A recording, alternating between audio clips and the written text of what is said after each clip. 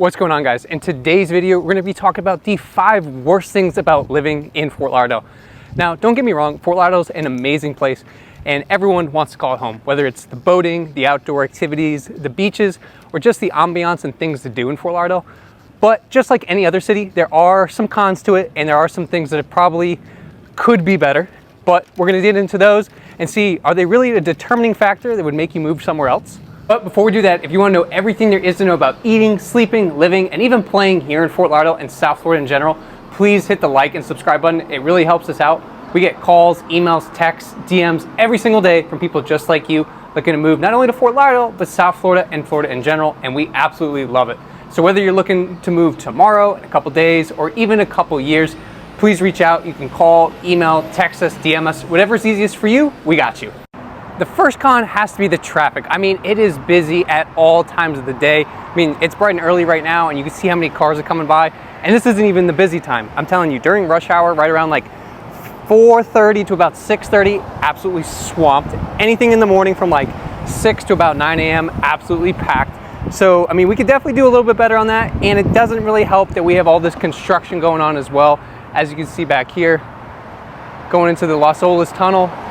It's miserable, it goes down to one lane, doesn't really help with our traffic issue. But with that being said, is it as bad as that of Miami? Definitely not. I mean, you can still get around.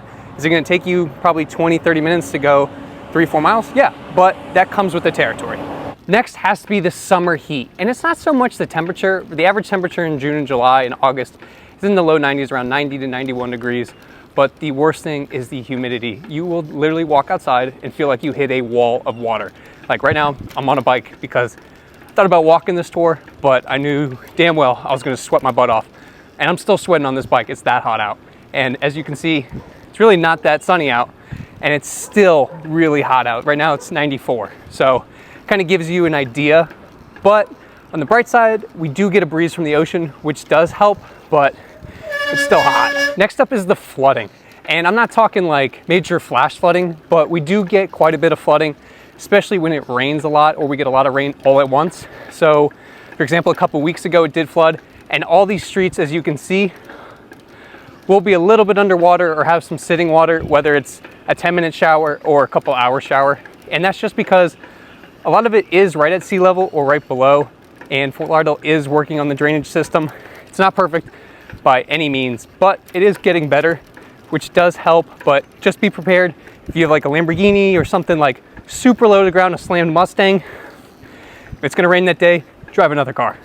Next, we have the king tides. And during high tide, all this water will be raised up to the docks, almost to the top.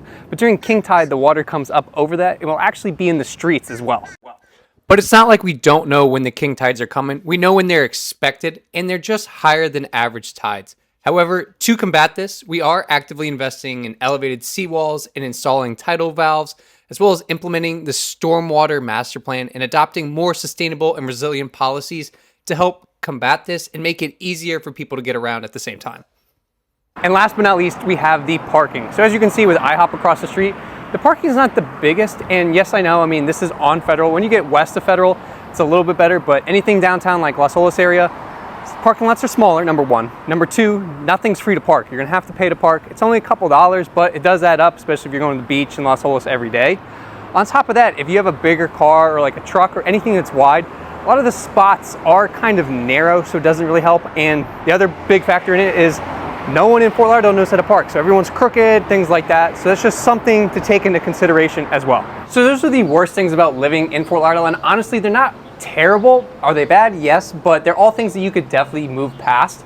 So if you're thinking about moving in either Fort Lauderdale or South Florida, we'd love to be your real estate resource of choice. You can call us, email, text us, DM us, whatever is easiest for you, we got you.